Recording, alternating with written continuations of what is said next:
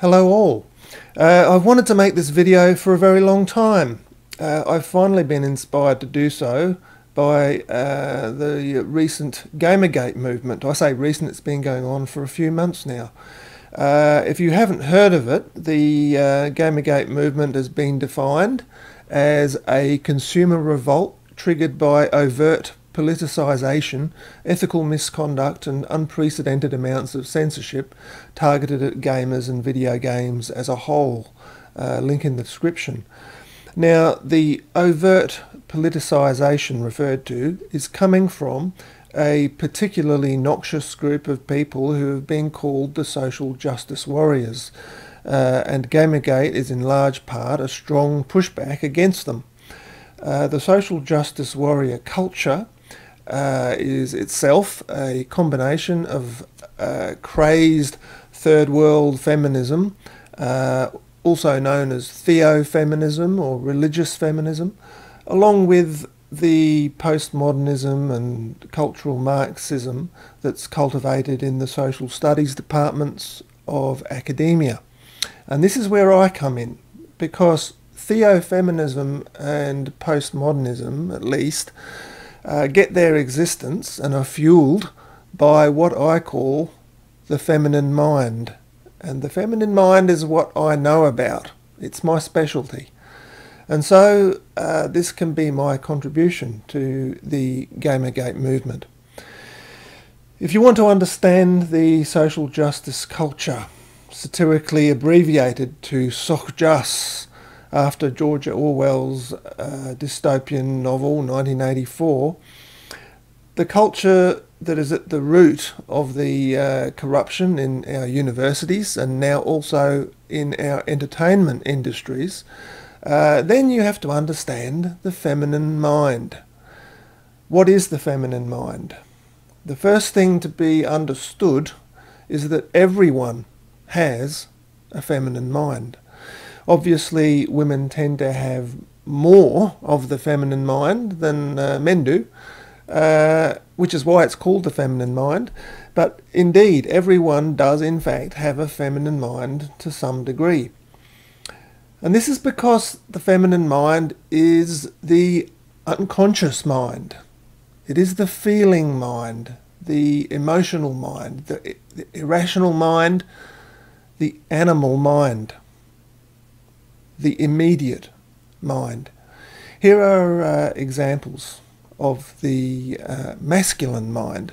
The masculine mind is form, distinction, individuation, value, logic and truth. And here is the feminine mind. Or, in the case of the social justice warriors, here.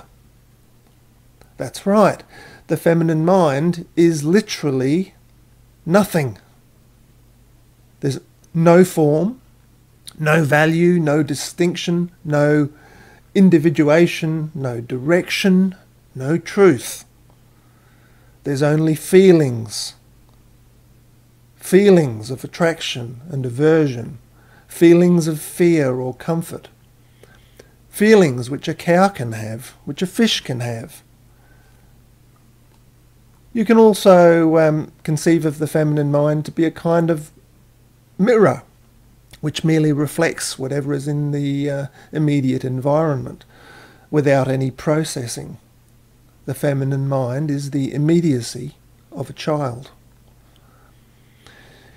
It really is almost impossible for a rational person to understand that for the feminine mind there is no truth at all.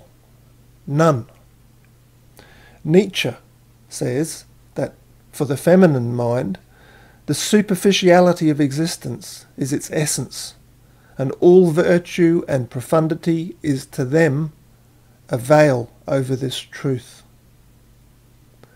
To the feminine mind, all is appearance, nothing is real. Let's examine some of the words that make up the so-called social justice doctrine. Feminist, gender, misogyny, sexism, patriarchy, trope, stereotype, privilege, narrative.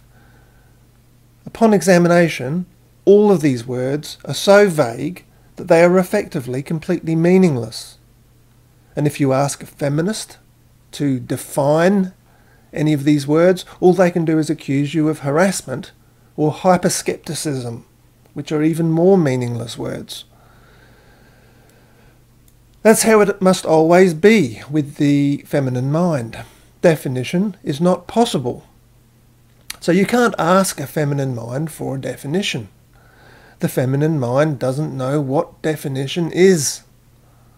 According to the feminine mind, if you criticize one woman, then you criticize all women. Everything is merged into the one amorphous blob, which the outcast cartoonist Dave Sim has described as the merged void. Link below. Prophetically, he writes, "Journalism has been an early casualty in the war between the female void and the male light. How do you feel has virtually replaced who, what, where, when and why as the journalistic cornerstone. What are you feeling right now? Every once in a great while the female void would run afoul of some military figure or a police captain or a fire marshal, some male who had not been devoured whole, who still had something of himself left to call his own. His answer would begin, 'I think,' or 'I believe.' And he would proceed to enunciate a belief, a principle, an ideal, which was, to him, fundamental.